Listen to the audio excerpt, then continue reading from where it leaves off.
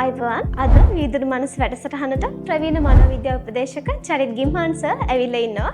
ඉතින් අයිබෝන් සර් වර්තමානයේ ගොඩක් දරුවන් නිර්මාණශීලී බවෙන් ගොඩක් අඩුයි.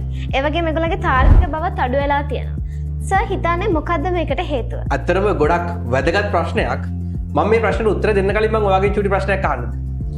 සාමාන්‍යයෙන් ඔයා පුංචි කාලේ සෙල්ලම් බඩුවක් කැඩුනහම ඔයා මොකද කරන්නේ? සෙල්ලම් බඩුව වලට ඉතින් ගොඩක් ආසයිනේ අපි මම කොහොම හරි දඟලලා එක හදාගන්න තමයි try කරන්නේ. right. ඔන්න ඕක තමයි දැන් තියෙන ලොකුම ප්‍රශ්නේ. ඔයා දන්නවද දැන් ළමයින්ට සෙල්ලම් කරන්න සෙල්ලම් බඩුවක් හම්බෙනකොට මේකට රෙඩිමේඩ් සොලියුෂන් එකකුත් හම්බෙනවා. ඒකේ ගයිඩන්ස් බුක් එකක් තියෙනවා.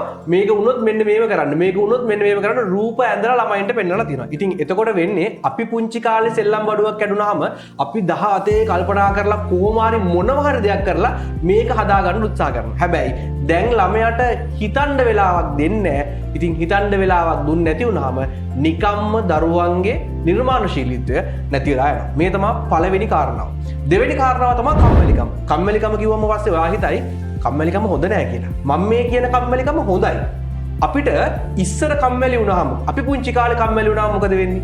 අපි කල්පනා කරනවා මොනවද කරන්නේ? මොනවා හරි දෙයක් හිතලා අපි මොනවා හරි කරනවා. එතකොට අපිට එන්නේ නිර්මාණශීලී අදහස්. හැබැයි දැන් කම්මැලි වුණාම මොකද කරන්නේ ළමයි? ටක් ගාලා ෆෝන් එක ගන්න. ෆෝන් එක ගත්තාම මොකද වෙන්නේ? එයාගේ නිර්මාණශීලීත්වය එතනම මැරිලා යනවා. ඒ වගේම තමයි තුන්වෙනි කාරණාව තමයි අධි ආරක්ෂිත දෙමාපියන්. අපි ඒගොල්ලන්ට මනෝවිද්‍යාවේ හඳුන්වනවා හෙලිකොප්ටර් පේරන්ට්ස්ලා කියලා. ඒ කියන්නේ මොකද්ද? මොනවත් දරුවන්ට කරන්න දෙන්නේ නැහැ. වැස්සට යන්න දෙන්නේ නැහැ.